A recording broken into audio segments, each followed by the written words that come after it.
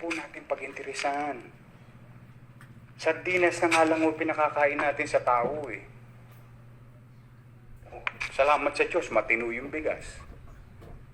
Kaya naman yung spaghetti ang binili ko dahil mabigat sa tiyan. Saka ang spaghetti, kayang dumami. Pwedeng kainin. Kahit na sauce lang. Kaysa wala. Kaya nga pinipilit namin maging masino dahil gusto namin akapin ang lahat. Bakit kailangan pag-interesan pa ng ilang barangay official? Huwag po. Nananain ang bitukan nyo niyan. May gabaho yan.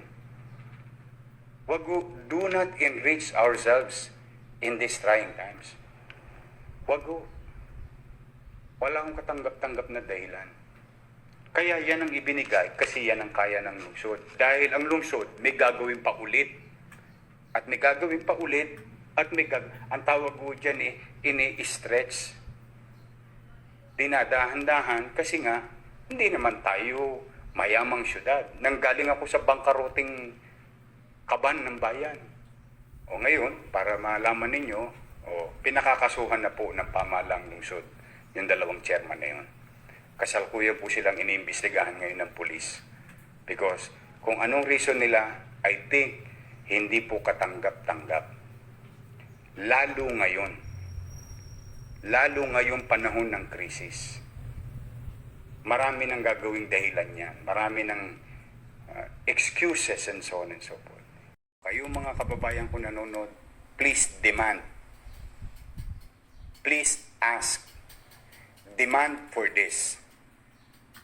Dahil ayoko may magugutom. Umabot sa 611,000 families. Ang listahan na ibinigay sa amin ng mga barangay. Kaya umabot sa 611 million pesos ang pinamigay nating kakap. Ulitin ko po, i-recap ko po kayo, Ang una pong listahan na binigay sa amin ng barangay is 568,000. Gumawa po tayo ng kaparaanan sapagkat naawa nga po ko sa mga middle class at sa iba pang sa may kaya rin, no? Kasi hindi sila nakakuha ng tulong na galing sa ibang bahagi ng pamahalaan. So ang inisip ng pamahalaang lungsod, pantay-pantay. Mahirap, middle class, mayaman. Kaya nakakuha kami ng 568,000 families na inisyal na listahan ng inyong mga barangay official. Kalaunan, maraming hindi nabigyan.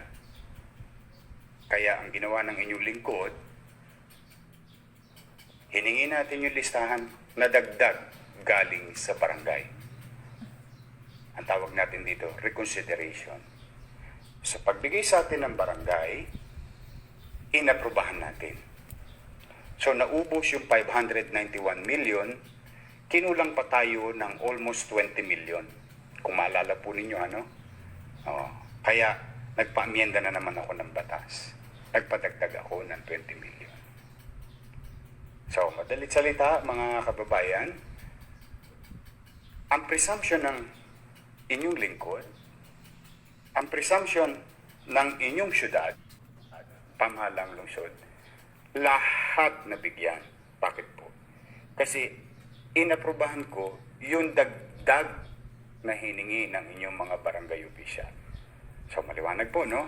Kaya saan natin nakuha yung 610,000 mahigit na pangalan ng pamilya? Galing po sa inyong mga barangay official. Kaya hindi po pwede na walang hindi nabigyan. Hindi po pwede yun. Kasi, di ko ba, ang biling ko, dapat lahat, botante, hindi botante, basta na-stuck sa Manila, dapat ilista ng barangay. Kaya po yung sa kakap.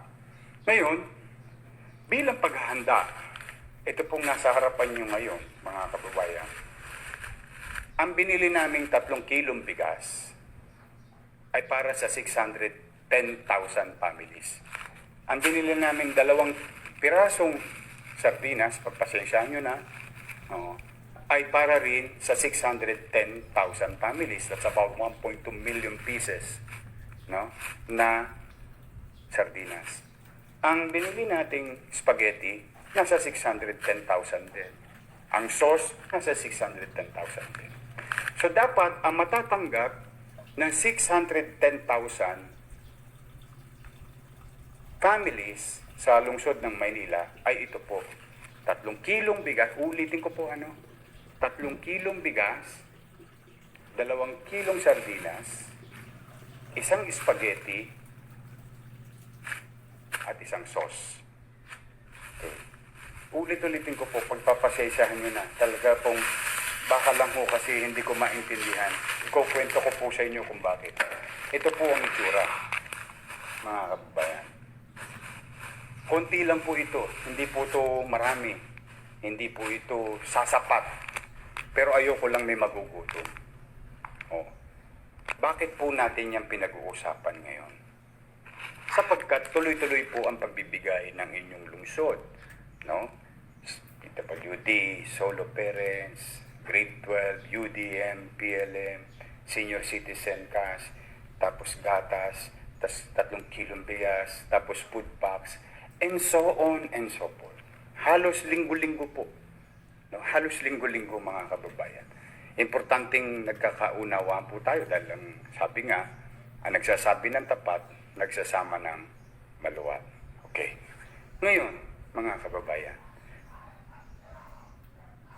ang hindi ko maintindihan, uulitin ko, no?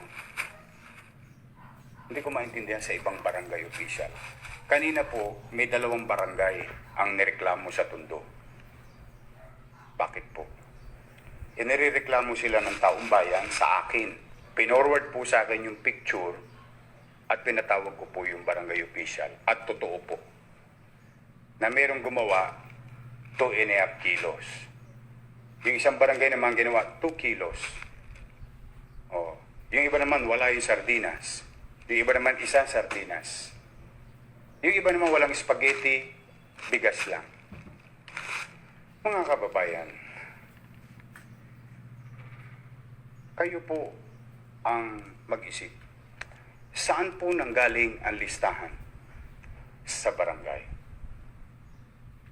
Ang presumption namin, nilista lahat. No? At ako'y walang binawasan. Pag sinabi mo 1,000, 1,000. Pag sinabi mong 1,500, 1,500. Pinagkakatiwalaan natin. Kaya lang, ito'y talagang hindi perpekto ang organisasyon, ano? Pero ayokong palalakihin ito. Yung ibig sabihin, alam niyo yung masama, pag pinababayaan, nakakahawa din. Dapat ang nahahawa lang yung kabutihan. Katulad ng maraming chairman na hindi na humihingi ng, hindi na nakukulangan, nasosobrahan pa, isinusoli pa. Pero may ilang barangay. Oo. Kaya ito, ano ko na ito maagat na impormasyon kasi may 3 distrito pa hong bibigyan. No? Yung lista galing sa inyo. Sabi nyo, 900 barangay, 900 families. Bakit nyo kailangan ibahin ng barangay na yun? Kasi unfair yun. Unfair yun. Bakit po unfair sa barangay na yun? Yung katabing barangay niya, ang natanggap, kasi matino yung chairman, ang natanggap 3 kilong bigas, 2 sardinas, at saka ito. Kaya hindi po pwedeng sasabihin ni chairman na kulang. Bakit to? Kayo nagbigay, sila nagbigay ng listahan. O ngayon, para malaman ninyo, pinakakasuhan na po ng pamahalang lungsod yung 2 chairman na yun. Kasalukuyan po silang iniimbestigahan ngayon ng pulis. Because kung anong reason nila, I think hindi po katanggap-tanggap. Lalo ngayong panahon ng krisis. Marami nang gagawing dahilan yan. Marami ng excuses and so on and so forth. Ang linaw-linaw. Ang dinala lang sa inyo, nakasakong bigas, nakabox na latang sardinas, nakabox na spaghetti with sauce. Pero ang bilang na ibinigay ay sakto sa bilang na nakalista na binigay sa amin ng barangay. Kaya ulitin ko, no, sa mga ilang distrito pa, no? Although ito nangyari sa Tondo. O, 2 barangay sa Tondo. Ngayon pa na kung saan lalong mahihirapan yung mga kababayan natin because of the hard lockdown.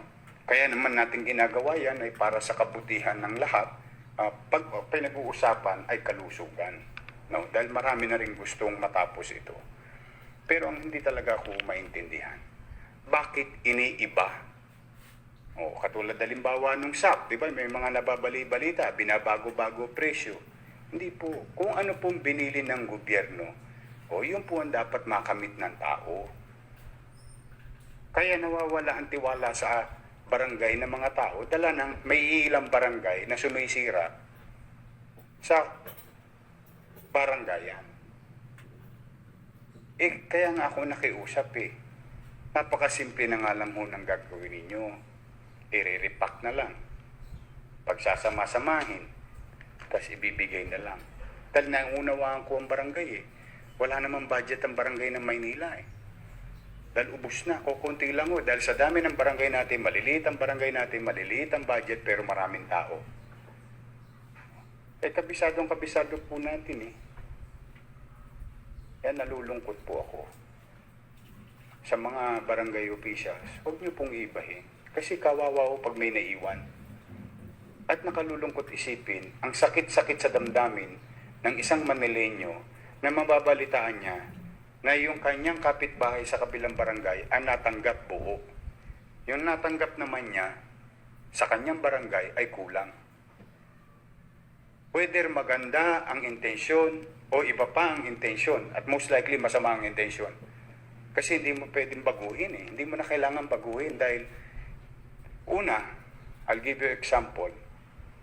O, yung isang barangay nilista 800. O, di binigyan natin ng 800 food packs. Sabi, kulang ng 500. O, binigyan natin 500. O, di 1,300 na. O, nung sumunod tayo nagbigay, good for 1,300. Hindi na good for 800, good for 1,300. And sumunod natin binigay, good for 1,300 ulit. Bakit ngayon kailangan baguhin? Huwag po natin pag-interesan. Sardinas na nga lang pinakakain natin sa tao Salamat sa Diyos, matino yung bigas.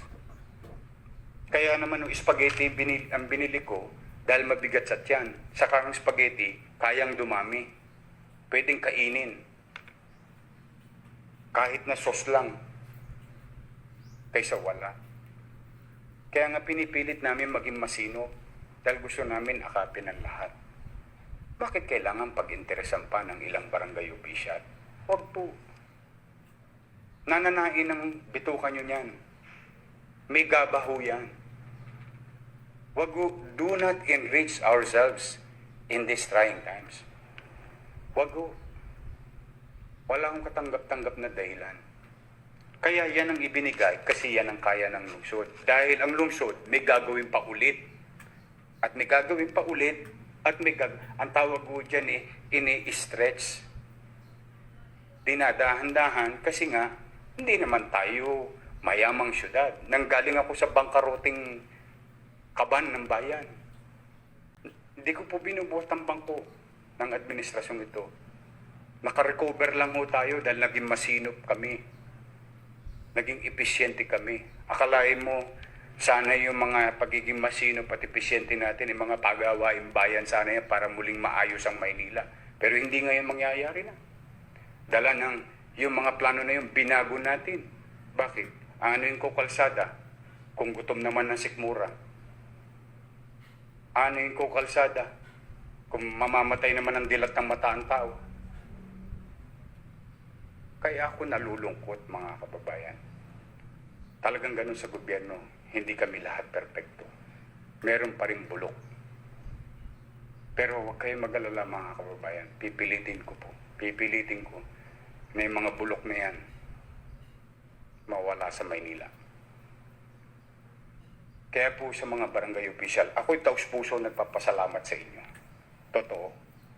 I swear to God. Magbuti kayo. Thank you very much. pairalin nyo rin yung malasakit. Ilang beses na tayo. Nakasama namin sa politika, hindi namin nakasama sa politika, iisa ang pagtingin namin sa inyo.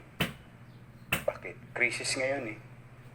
Wala naman kayo ibang aasahan, kundi ang pamahalang lungsod ng Maynila. Kung pairali namin ang aming mga damdamin towards one person, dahil hindi namin kasama sa politika, kawawa naman yung kanyang mga kabarangay. Kaya namin isang tabi ang aming mga sarili, mga personal naming damdamin, dahil may sinumpaan kaming tungkulin sa inyo at titingnan kayo ng pantay-pantay. Kaya sana po sa mga barangay official, makisuyo lamang. Huwag po ninyong ibahin. Konti na nga lang po ito. Hindi po ito malaki, pero mahalaga po ito sa buhay ng bawat pamilyang Manileño ngayon.